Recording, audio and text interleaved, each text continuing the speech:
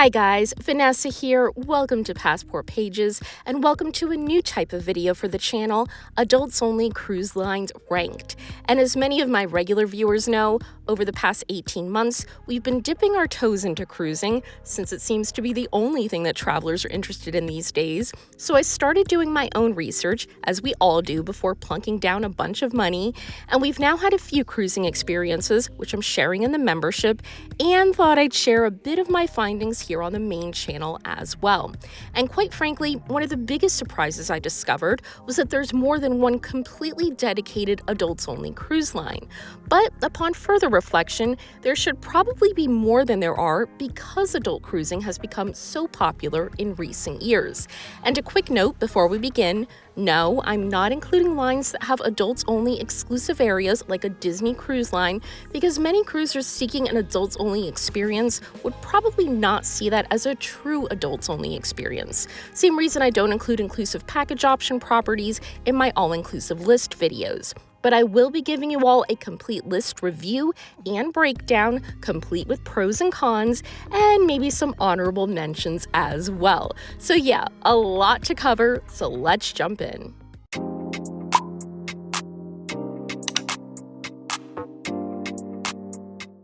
So let's kick things off with a little-known line, P&O Cruises, and their adult-only ships, the Aurora and Arcadia. And though they may not be very mainstream, they have many loyal customers. By today's standards, they have a small capacity, fitting 1,874 passengers on Aurora and 2,094 on Arcadia. But there are quite a few more well-known lines that are even smaller. Some of the pros. The biggest one is their pricing. With some of the best rates on the market, this is a pretty big deal these days. Also, their smaller size gives passengers a more intimate experience, and the service is relatively good. Dining options for relatively smaller ships are really impressive, with 19 bars and restaurants, and they also offer a good variety of entertainment, with game shows, magic performances, a 3-tier theater, art gallery, and live music and dancing at the Globe. And final pro, for a smaller, relatively unknown British cruise line, they offer a pretty good variety of itineraries, departing from Southampton in the UK and sailing throughout Europe, some places in the US and Canada, and in 2025 and 26, they'll also be adding world cruises as an option. So now to the cons. While dining portions and variety are impressive, especially for smaller ships, the quality and freshness tends to leave a lot to be desired. Another big negative is the cabins. While their balcony cabins are a very pleasant surprise as far as size and space, they definitely could use updating, especially the bathrooms, which are both very small and outdated. And lastly, a lot of passengers just feel that there's been a general decline in the overall experience over the past few years, which is a common complaint on all cruise lines these days, so definitely not specific to this one. So bottom line, if you're looking for a cruise on a budget, it's a pretty decent option. You could definitely do worse. Will it be without its complaints? Unfortunately, probably not. Climbing up the list, we have Virgin Voyages, and everyone seems to be trying this line this year. It's just absolutely exploded in popularity, and I can honestly say almost everyone raves about it and only wants to stick with them once they give them a try. But of course, we're going to dig a bit further. The fleet currently has 3 ships, the Scarlet, Valiant, and Resilient Ladies, with the 4th, the Brilliant Lady, set to debut next September. And interestingly, all 3 ships offer 1,404 cabins with an approximate passenger capacity of 2,700. So large ships, but definitely not megaliners. Pros, dining for sure. Everyone loves the food, and we're talking everything about it. The variety, the quality. Everyone holds it as the gold standard these days to compare dining to on other lines, which is pretty impressive. Maybe a little bit exaggerated, but taste is very subjective, and everyone as a whole loves it. To me, the biggest pro is their itinerary variety. For such a small fleet, they get around, with itineraries throughout the Caribbean, Europe, and even transatlantic. And even more impressively, next year, in 2025, they'll be adding 21 new ports fleet-wide, including stops in Turkey, Italy, Portugal, the Cayman Islands, and even Iceland. But probably the biggest pro of all that everyone just loves about this line, Your fare covers meals at all dining venues, as well as basic drinks, tips for crew, and even Wi-Fi. And that's such a big difference, as very few lines are truly inclusive these days.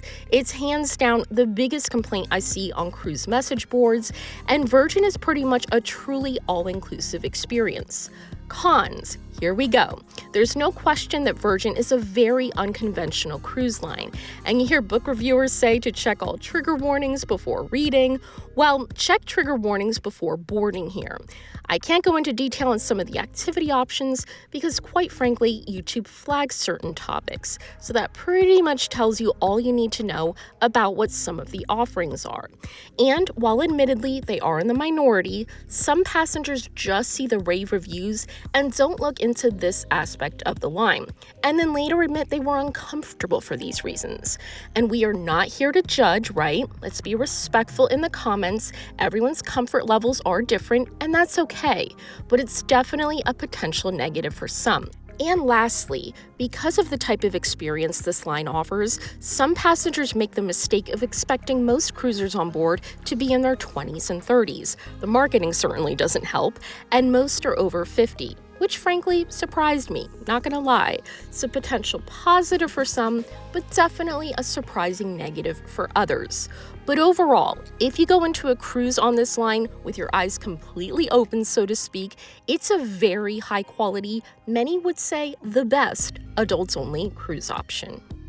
But hands down, the absolute best line on every cruise list, adults only or not, is of course Viking. And while the line first gained acclaim for their river cruising, their ocean liners quickly rose to the top for many reasons. So let's jump right into the pros, beginning with their cabins. While they may not be the most luxurious ones at sea, it's a big deal that every room has a king-sized bed and veranda, heated bathroom floors for those colder itineraries, fridges with complimentary drinks, and plenty of storage space, which we all appreciate, especially on longer sailings.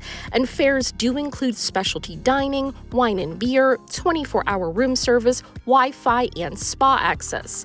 The line also has a good number of ships, with 11, soon to be 12, when the Viking Vista is added in 2025.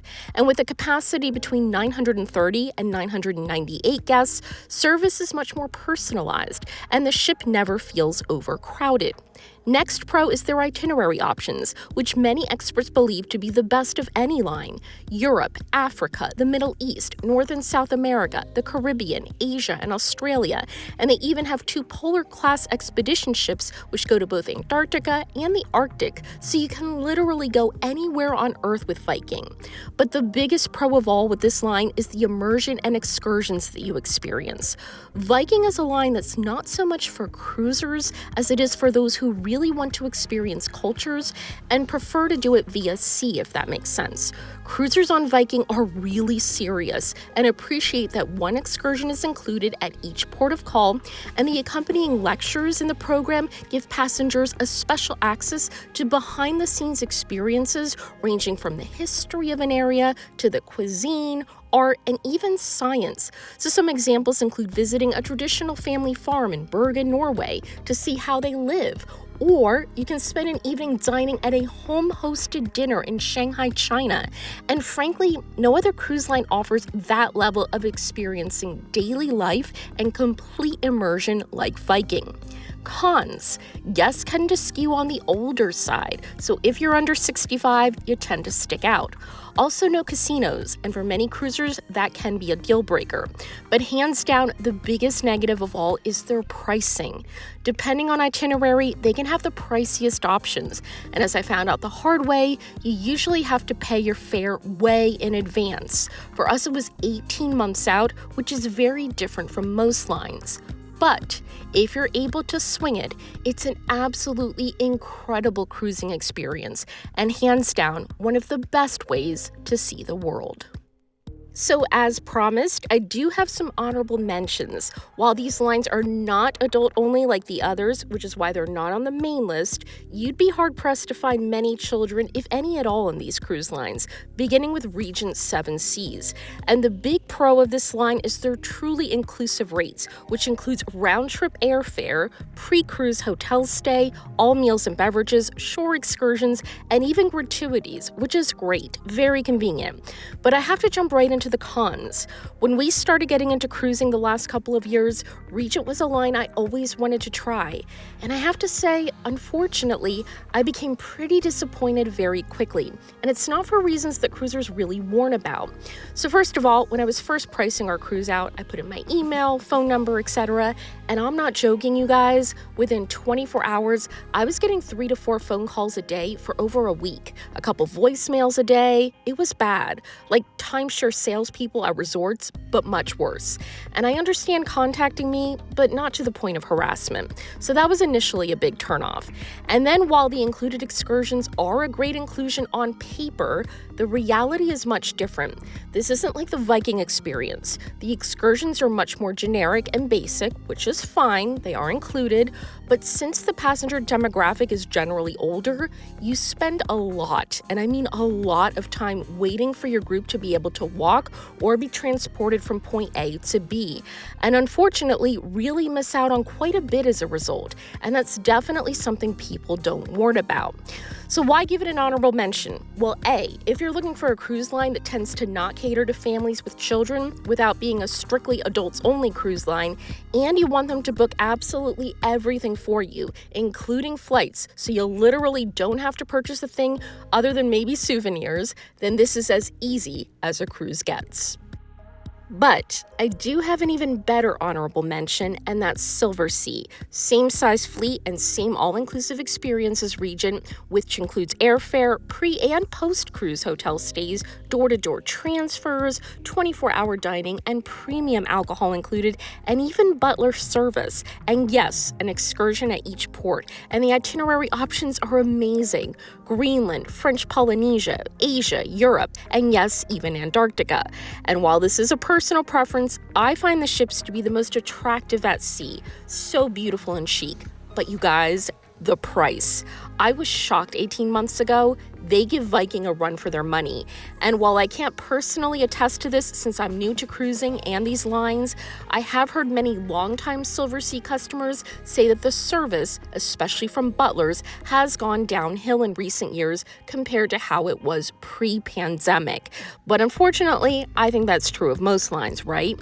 So while you get a truly inclusive, immersive, and luxurious experience, and the luxury part isn't really true of Viking, you really need a big budget, unfortunately making this an unfeasible line for many of us. So there you have my first cruise video here on the main channel, and if you found this helpful, please let me know if you'd like to see more in the future. I never like to do content that's popular or trendy, and there are so many cruise vlogging channels on YouTube now, but if you guys requested, I will make it. This is Vanessa for Passport Pages. Thank you so much for watching, and I hope to see you all very soon. Bye, everyone.